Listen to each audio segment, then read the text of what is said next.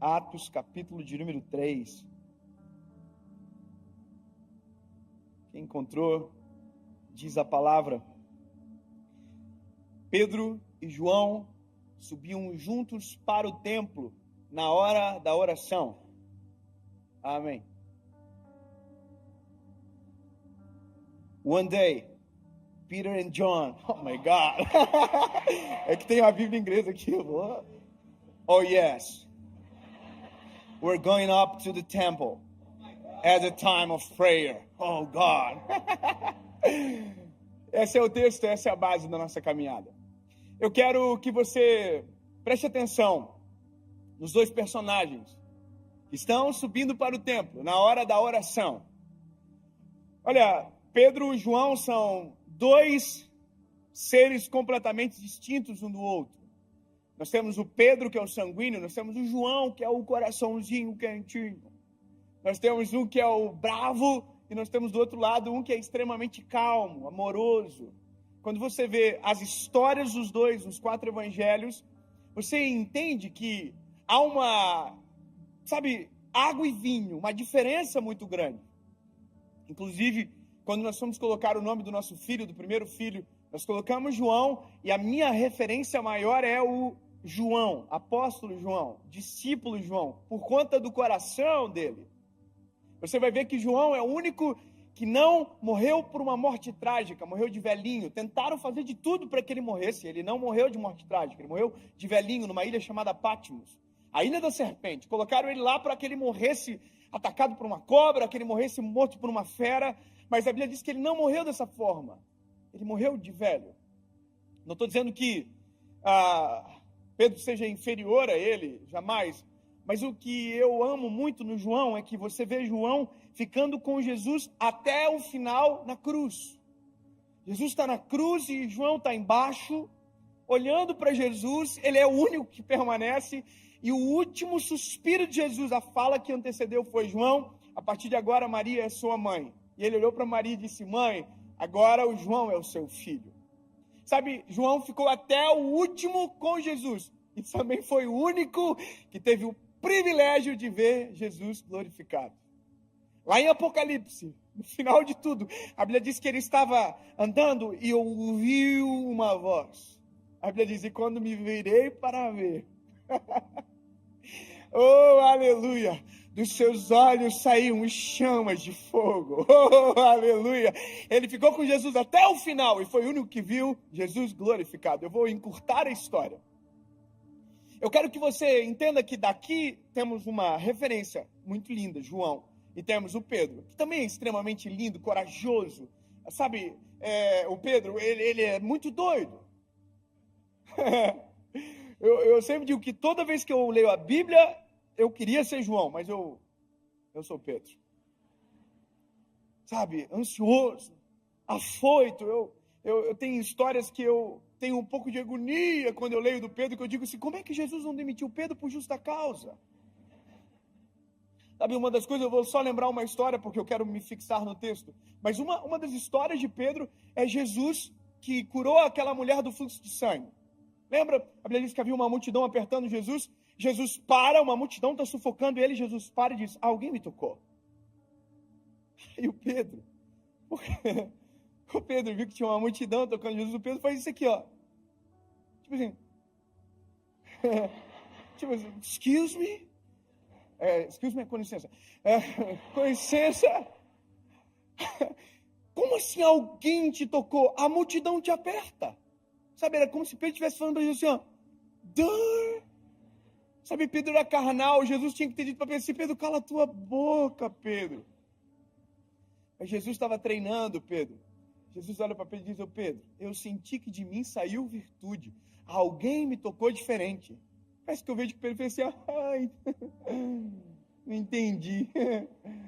Porque a visão de Pedro era uma, a visão de Jesus era outra. Pedro deu uma facada no servo do sumo sacerdote. Pedro teve a ousadia de pedir para andar sobre as águas. Era para ter João ido. Se a gente é Jesus e o Pedro pede, a gente fala assim: Pedro, menos, Pedro. João, vem.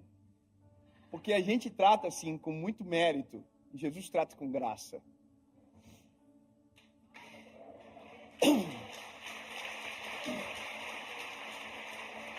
E sabe, o que eu acho lindo é porque agora, aqui, o paradoxo, a água e o vinho estão juntos.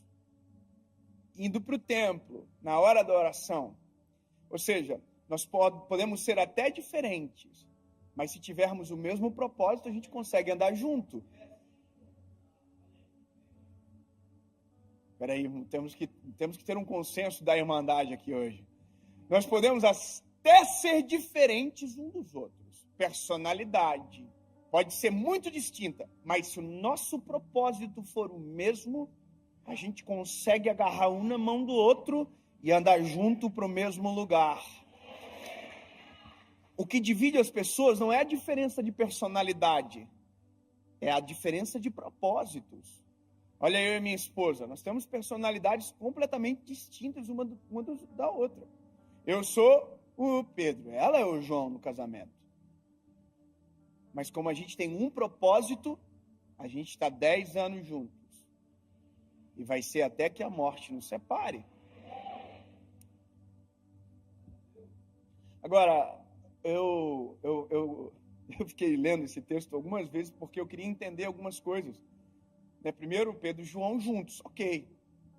Primeiro, é lindo ver isso. Segundo, é que Jesus não está agora na receita. Jesus já tinha ascendido aos céus. E terceiro, eles estão indo orar. Mas como é que ora agora? Vocês tinham acabado de ser batizados no Espírito Santo. Então, são coisas que a gente precisa compreender e que vai fazer muita diferença para a nossa mensagem hoje. Pedro e João, vamos fazer um replay na vida deles lá atrás. Vamos voltar um pouquinho. Eu quero parar em Atos 1, mas eu vou voltar lá nos Evangelhos. Olha a vida deles como que era. Primeiro, não tinham a princípio nenhum futuro aparente. Todos eles eram comuns, totalmente comuns. Histórias normais daquela época. Pedro era um pescador que inclusive estava vivendo a pior fase da vida dele. Até o dia que Jesus chegou na história. Ou seja, havia uma normalidade na vida deles, até que Jesus chegou na história. E quando Jesus chegou na história deles, a vida deles mudou para sempre. Porque agora havia um homem que andava na frente deles, que abria o caminho para eles, que olhava por eles, dava comida para eles, fazia por eles. Era o nosso Senhor Jesus. E durante 3 anos e meio, essa foi a vida deles. Durante 3 anos e meio, a pessoa que eles, quando abriam os olhos, viam, simplesmente era Jesus Cristo de Nazaré. Eu não sei você, mas devia ser uma coisa muito doida. Você acordar de manhã assim, abrir os olhinhos, bom dia. E quem está na sua frente? Quem criou o dia?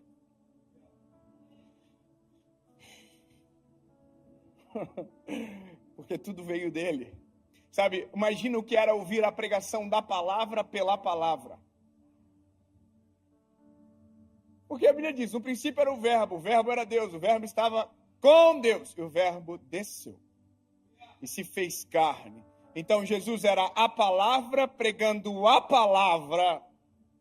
Então é muito doido, a cena que eles viveram, o impacto que eles receberam era grande demais. Andavam com Jesus, olha, acabou a comida. Sério? O que vamos fazer? Jesus multiplica pão, peixe, transforma água em vinho. Que confusão! Tempestade. O que vamos fazer? Jesus anda por cima de qualquer tempestade. Então, durante 3 anos e meio, eles foram expostos a uma vida radical, sabe, de milagres extraordinários, de poder, de glória. E, de repente, Jesus diz, tchau. Eu vou vos preparar um lugar. E da mesma maneira que eu voltarei para buscar vocês. E aí Jesus diz o seguinte, mas eu não vos deixarei sozinhos. Oh, aleluia.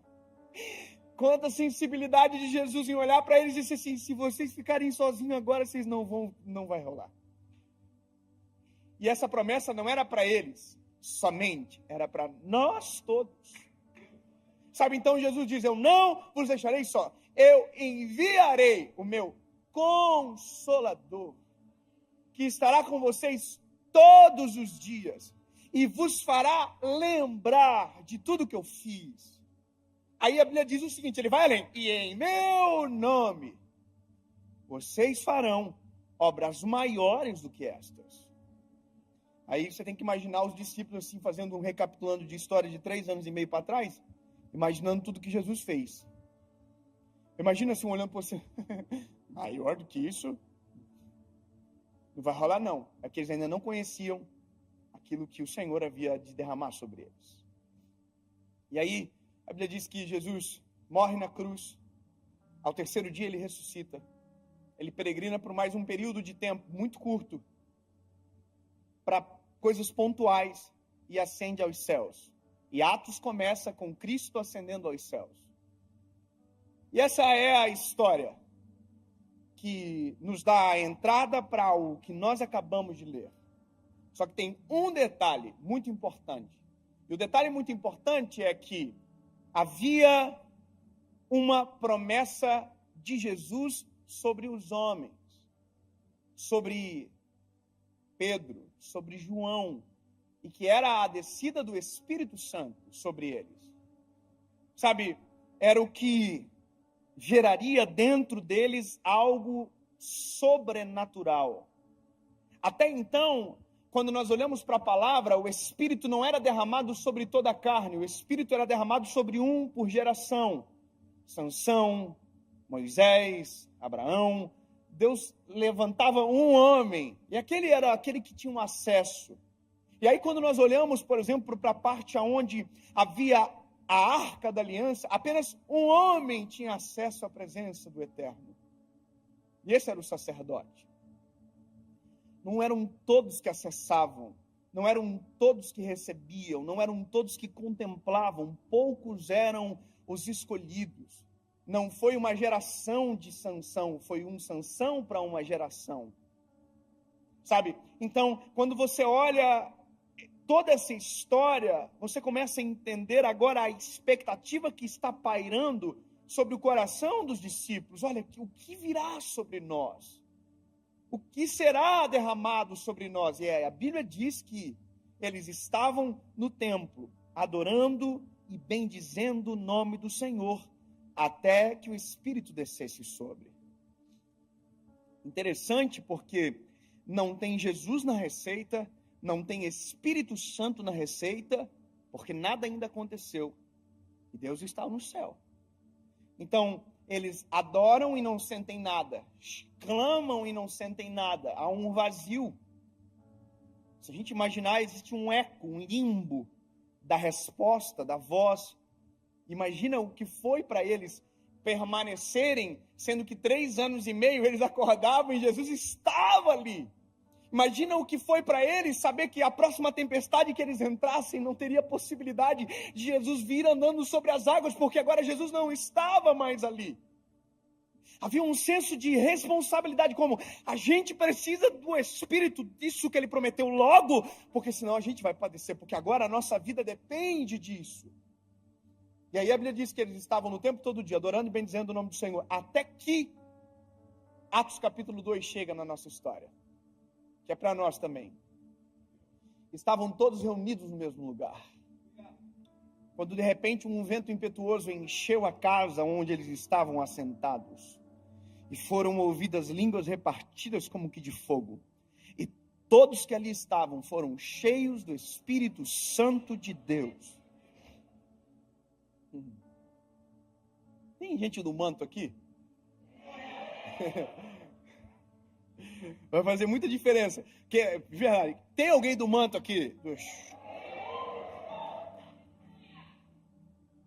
Tem alguém aqui que fala pelo menos uns 3 idiomas de língua estranha? Assim, uns 4? Sabe, eu quero que você entenda essa experiência. Eles foram batizados no Espírito Santo. Imagina a loucura. Pela primeira vez, nunca viram ninguém manifestando a presença daquele jeito. De repente, é eles que estão aqui, ó. A Bíblia diz que a coisa era muito doida, era uma loucura. Sabe, não dava para compreender a ponto de quem estava fora pensar que quem estava dentro estava embriagado. Agora, olha que doideira. Eles viveram uma epifania, uma experiência espiritual absurda. E agora, o que acontece depois? Agora entra a pregação. Eu quero começar a pregar agora. O que acontece depois? Vou dizer para nós, às vezes, o que acontece. A gente é assim, ó. A gente não vem muitas vezes para o culto. Tome. Aí, às vezes, não tem muita comunhão com Deus. Aí tem um dia que a gente sente a presença de Deus como nunca. Vai chorando no carro embora. Oh, que coisa boa. E nunca mais volta. Porque na nossa cabeça a gente tem um depósito. E a partir do momento que o depósito está cheio, a gente não precisa mais voltar para reabastecer. É como se fosse uma gasolina infinita que não é. A gente precisa de comunhão, né? Então, se a gente fosse o Pedro e João, batizado do Espírito Santo, precisa orar por um mês, não precisa nada. Vamos para casa, vamos ficar em boa, de férias. E acabou. Só que o que me irrita é que o Pedro e João são tão crentes que eles estão indo para o templo na hora da oração. Eles acabaram de estar no manto, acabaram de ver 3.000 almas aceitando a Cristo como Salvador, e eles estão assim, vamos para o templo? Bora, vamos orar. Mas por quê? Porque quanto mais a gente tem, mais a gente quer ter. Porque quanto mais da presença, melhor. Quanto mais comunhão com o Senhor, melhor. Quanto mais vida no altar, melhor. Quanto mais cheio da presença, melhor. Porque não é o fato de ser cheio, é o fato de transbordar a presença e alcançar quem está à nossa volta. Sabe, então, quando nós recebemos o Espírito Santo, de verdade, veja, de verdade, nossa vida se altera.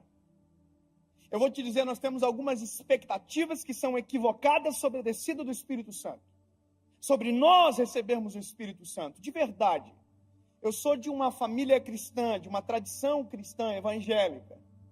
Eu pertenço a uma igreja desde quando eu era criança até hoje. E confesso a vocês que tive perspectivas equivocadas sobre o evangelho a partir dessa experiência religiosa. Em alguns momentos, me foi ofuscado algumas coisas, e não foi maldade, inocência.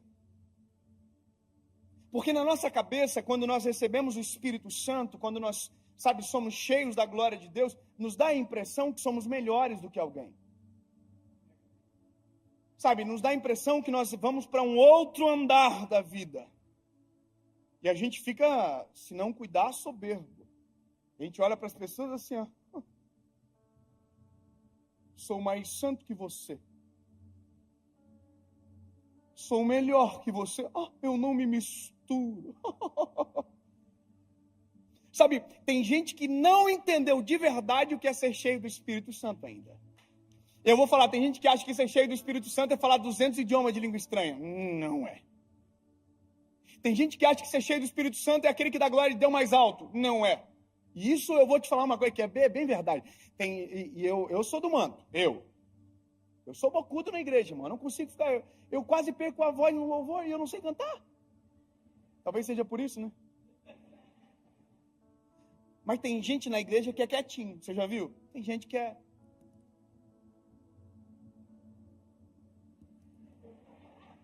Mas tem um irmão que está aqui.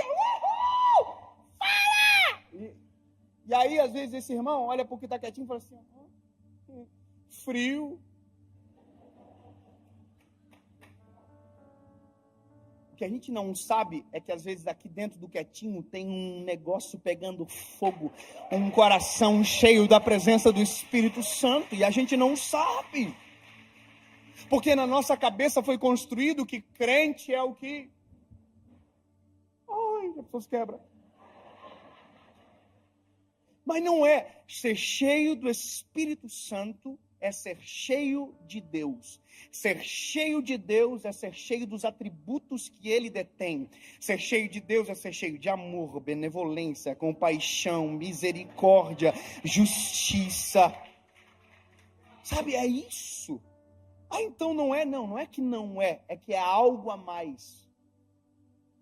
É algo a mais. O pastor André, o senhor estava falando aqui agora, não é pregar com palavras somente. Sabe, é porque quem tem só a teoria e pensa que detém o Espírito só tem palavras, não tem vida no negócio. Então eu acho maravilhoso, é isso aqui, ó, o Pedro e o João. Irmão, eles estão no manto. o João talvez seja mais assim, ó. Mas o Pedro, irmão, o Pedro está aqui, ó. Quem é do manto entendeu a paráfrase aqui, ok? O Pedro e o João estão indo para o templo na hora da oração, irmão. Eles estão aqui, ó. Comunhão, queremos mais. E aí estão indo para o templo. Oh, aleluia. E nós, top. Só que quando eles estão chegando no templo, a Bíblia diz que tem um coxo sentado à porta do templo. E o coxo está na porta do templo há anos. Desde sempre. Com a mãozinha assim. Me dá uma esmola, por favor.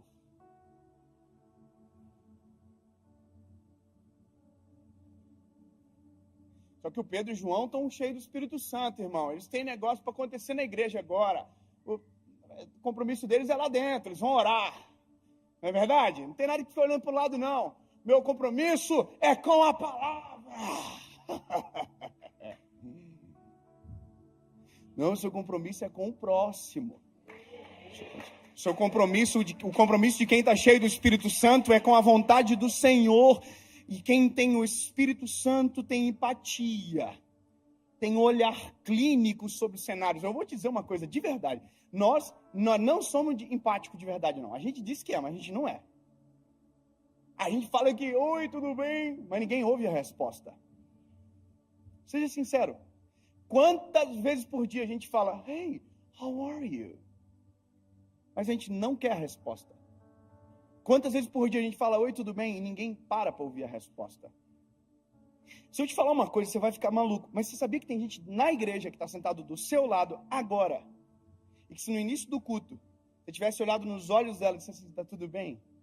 Provavelmente você ia estar com ela abraçada até agora, orando por alguma causa da vida dela. E a gente não faz porque a gente entra no modo do automático. Porque na nossa cabeça, algumas coisas se perdem ao longo da caminhada. Isso é triste, porém normal. A gente, na verdade, não se importa tanto como diz que se importa. Sabe, eu vou falar uma coisa, eu tive uma experiência um tempo atrás, e eu fiquei muito constrangido naquele dia. E eu vi que eu precisava refazer alguns pontos da minha vida. Por isso que eu digo, a mensagem sempre bate aqui primeiro. Eu estava no aeroporto de Congonhas, numa sala que tem lá, e aí eu cheguei para a menina do café, que atende o café, eu falei, oi, tudo bom, Melinda? Eu chamo assim, todo mundo, oi, Melinda, toma, velho. Falei, tudo bem? Ela falou, tudo bem. E assim, meio envergonhada. Eu falei, vê um café. Quando ela saiu, a resposta dela ficou no meu consciente. Ela fez assim, tudo bem, sabe? Então, quando ela estava fazendo o café, o Espírito Santo falou comigo, pergunta para ela de novo. E espere a resposta. Não interrompa. Quando ela voltou com um cafezinho na mão, eu falei para ela, minha linda, olha para mim, tá tudo bem de verdade? Quando eu perguntei isso, tá tudo bem de verdade? Ela se desmanchou de chorar na hora. A lágrima começou a correr, ela disse, eu perdi meu esposo. Eu passei a noite inteira tentando encontrar uma pregação para que eu pudesse entender que propósito Deus tem em levar o meu marido. Sabe, eu estava olhando para ela assim com uma cara de idiota. Eu falei, pô, mas a gente é ruim. Meu Deus, quantas vezes por dia nós poderíamos ser uma ferramenta de Deus na vida de alguém se simplesmente fosse mais parecido com o Senhor e se realmente o Espírito Santo habita em nós, quanto mais clínico seria o nosso olhar sobre a vida. Irmão, eu me lembro que eu falei assim, sai daí de trás do balcão, menino, vamos conversar. Sabe, eu vou poupá-los da história, mas eu quero que você entenda que o Espírito Santo muda de verdade.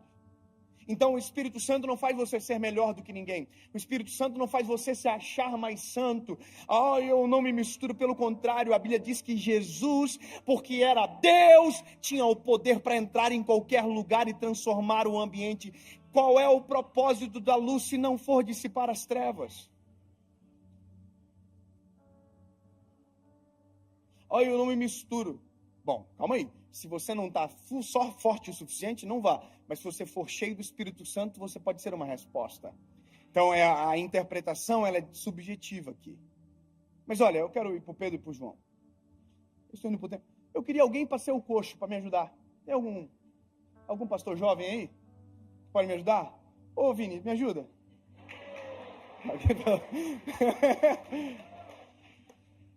Ô, Vini, vem cá, Vini. Ô, Vini, vai ser o coxo, mas é só aqui, é só mera interpretação. Ô, Vini, vem cá. Você vai ser o coxo, tá? Você já interpretou assim, teatro na igreja? Você senta aqui. É meio ruim, né? Senta aqui, pai. Aqui, senta aqui. Você é o coxo. Agora só.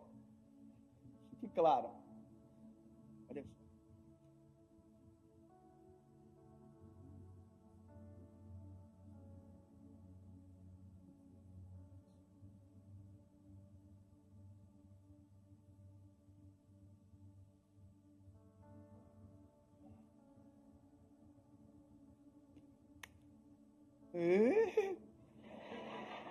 Banda de curiosos.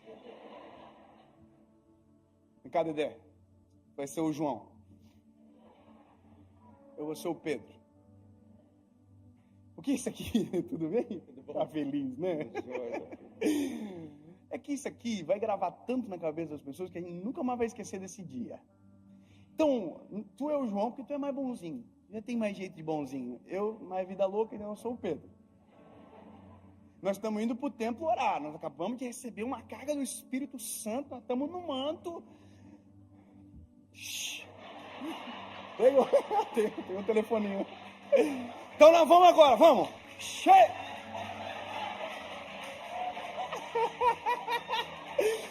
Aí a Bíblia diz que quando a gente estiver chegando na porta do templo, tem um coxo. Que o coxo vai estar com a mãozinha assim, cabecinha baixinha assim, falando assim, dá uma esmola, por favor. Dá uma esmola. Tá bom? Quando a gente chegar perto, ele vai falar, ali foi só um ensaio, bora. Estamos chegando. Dá uma esmola, por favor. Aqui é uma coisa que a gente tem que decidir.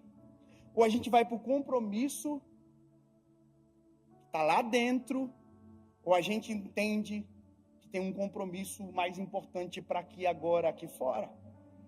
Sabe?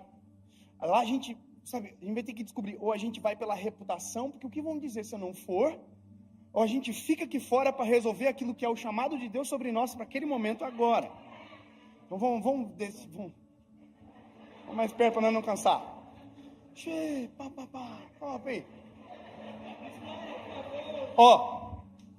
Pediu uma esmola e a gente parou.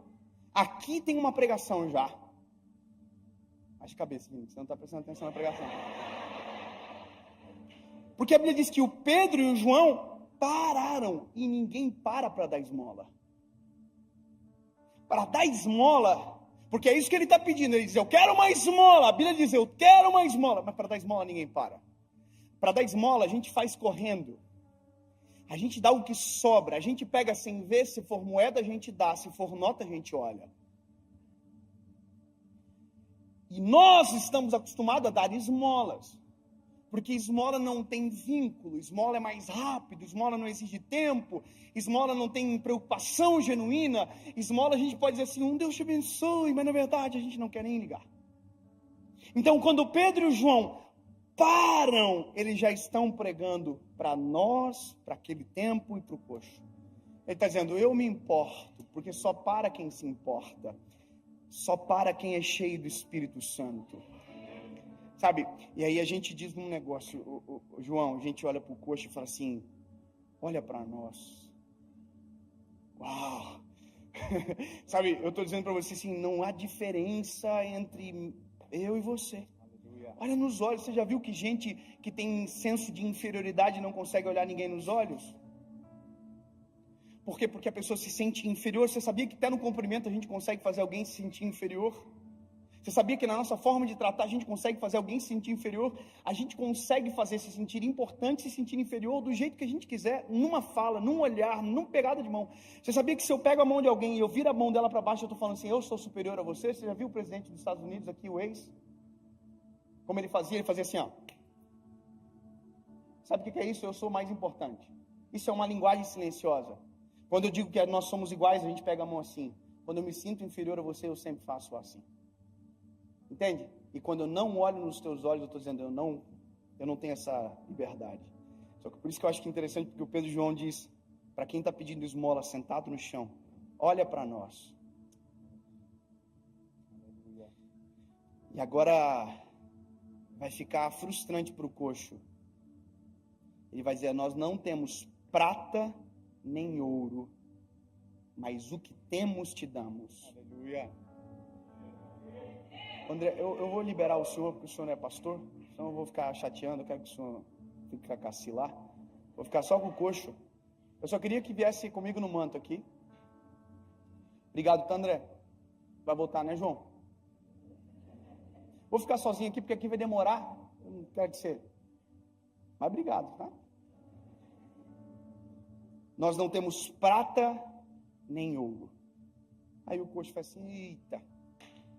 Sabe, aqui tem uma mensagem muito silenciosa também, porque o coxo não estava pedindo prata e ouro, o coxo estava pedindo esmola. Sabe, isso demonstra que existe uma distância muito grande entre desejo e necessidade. Sabe, desejo é o que eu penso que preciso, necessidade é o que eu necessito e às vezes não sei dizer com palavras. Sabe, às vezes tem gente que vem aqui no altar e diz, Jesus, eu preciso de uma casa maior, sendo que precisava de um lar estruturado, que caberia em qualquer casa. Sabe, às vezes o nosso desejo é a necessidade é totalmente diferente. Ai, Senhor, eu preciso colocar meu filho no colégio melhor. Não, às vezes você precisa ser um pai melhor. Sabe, a gente coloca em detrimento de algo que não é a realidade, às vezes só para ofuscar. Então, o coxo pensa que precisa de esmola. Então, por isso que Pedro e João diz, nós não temos prata nem ouro. Ele está dizendo, nem tudo que você pode pensar que é o seu desejo é o que nós vamos te dar. Porque não é o que você deseja, é o que você precisa. Para pensar que esse coxo era levado à porta todos os dias. Sabe o que é isso? Todos os dias tinha alguém, dava para ele o que ele desejava, mas nunca o que ele precisava. Ele precisava era andar, não era ser carregado. E a gente gosta às vezes de carregar do que ensinar a andar. Porque a assistência dá crédito. Sabe, levar para a porta às vezes pode ser até mais confortável. Eu sou encantado nesses dois meninos, porque eles estão tão cheios do Espírito Santo, que eles olharam a mais e disseram, nem prata nem ouro nós temos para te dar, mas o que temos, isso te damos. Levanta e anda.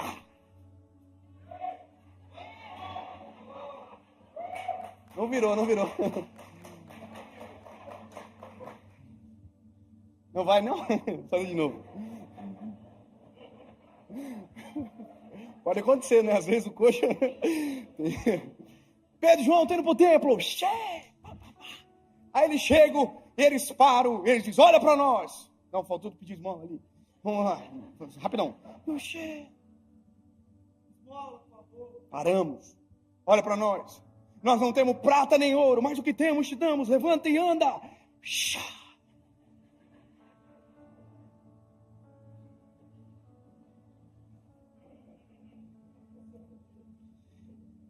Gente, a gente tinha uma rixa antiga, não é, né, Vini? Não, brincadeira. Ô, Vini, coxo, sorry. Eu sei que você não está levantando isso, você está certo em não levantar. Quem está errado é eu. Na verdade, quem está errado é a gente, que acha que só com palavra resolve a vida dos outros. Levanta e anda. E aí? Jesus te ama. E aí? Já sabia? E aí, irmão? É só palavra mesmo? É só teoria? Eu quero dizer para você que uma das coisas que o Espírito Santo provoca em nós é ser como Jesus é. Quando eu olho para aquela parábola do bom samaritano, a Bíblia diz que o Senhor desceu do seu cavalo, abaixou na altura daquele que estava caído ao chão, atou as feridas, aleluia, colocou no seu cavalo, levou para uma estalagem, pagou a conta e disse: eu vou voltar, e se tiver mais algo para pagar, eu pago.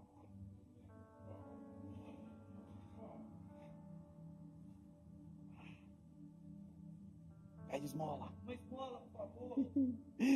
Oh, aleluia. Nós não temos prata nem ouro. Desculpa, olha para nós.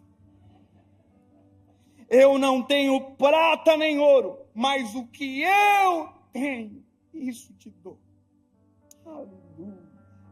Só dá quem tem, sabe? Quem tem é diferente. Ninguém dá do que não tem. Então, o que eu tenho te dou. Levanta e anda. Aí a Bíblia diz: e tomando pela mão direita, levantaram.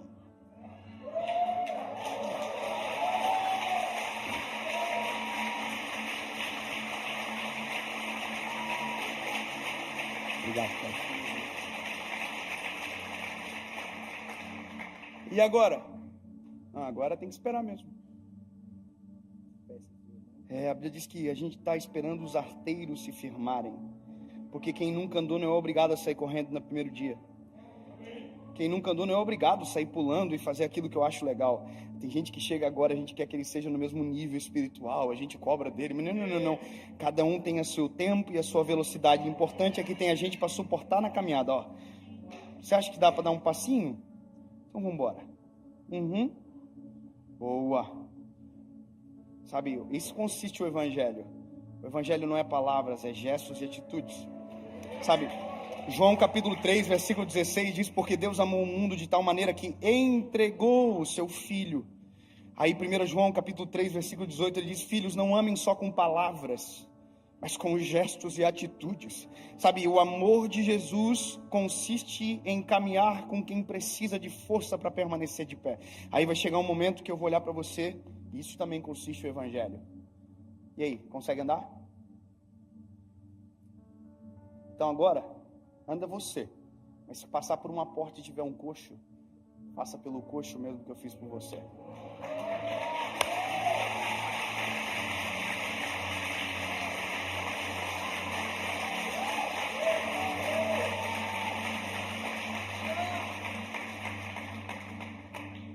O dia que eu entendi isso, o dia que eu li, sabe, que eu vi o panorama desenhado completo, ele levantou, aleluia, e esperou firmar os arteiros. Eu fico imaginando quem estava em volta dizendo assim: caraca, mano, nunca vimos ele andar, e ele está de pé. Aí a Bíblia diz que o coxo está aqui, ó. Viu? Pedro e João estão segurando ele, dando suporte. Olha que lindo, isso é igreja, dando suporte. Firmou os arteiros, agora está preparado. Sabe, a empatia é de reconhecer que nem todos caminham da mesma velocidade que a gente. Me lembro uma vez que eu estava com a minha esposa em um lugar e alguém aceitou Jesus, e a pessoa lá de trás falou, e a minha esposa ouviu: aceitando Jesus e me devendo aí, ó.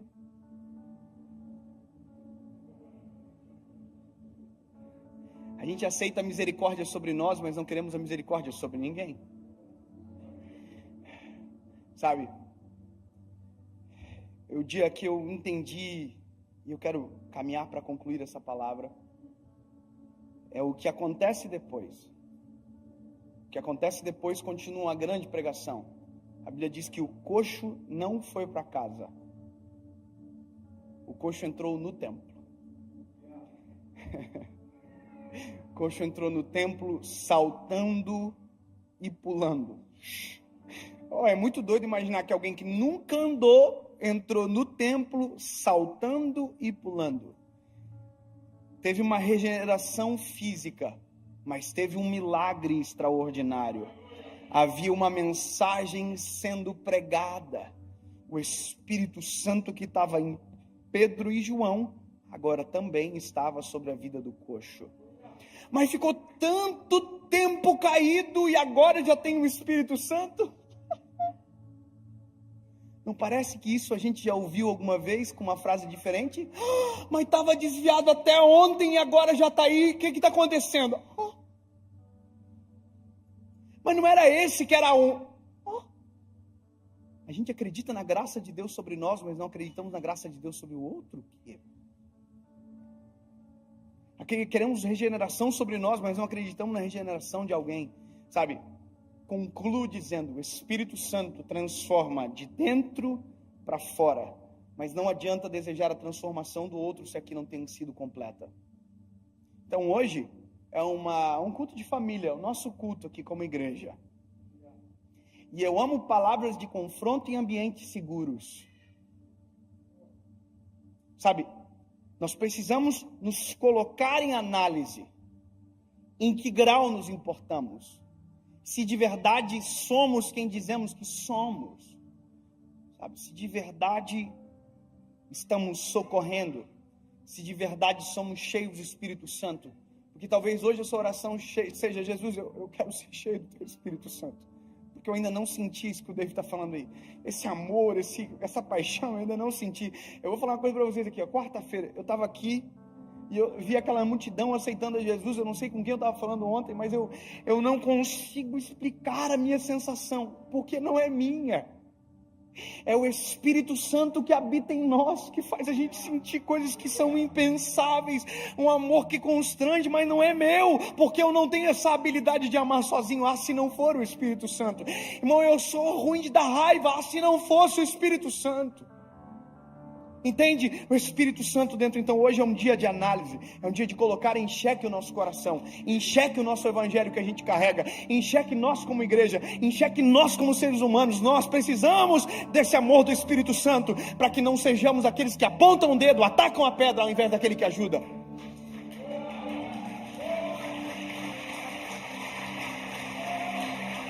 Sabe? Porque o mesmo Pedro e o mesmo João que passou pela porta e viu o coxo, podia ser um Pedro e João que passasse pela porta e dissesse assim, ó, tá aqui porque quer, tá aqui porque merece, tá aqui porque só toma a decisão errada, tá aqui porque é ruim. Só não esquece que você era o ruim antes, algum tempo atrás, aqui agora há pouquinho, 5 minutinhos atrás, você que era o que estava na porta. E se não fosse o Senhor ter socorrido você. Eu vou fazer uma oração diferente aqui essa manhã. E eu quero que seja uma lição silenciosa para você. Talvez haja surpresa, talvez não, mas deixa o Espírito Santo conduzir. Eu vou fazer um pedido aqui, dá porque não tem mais pandemia. Pega na mão de quem está do lado aí.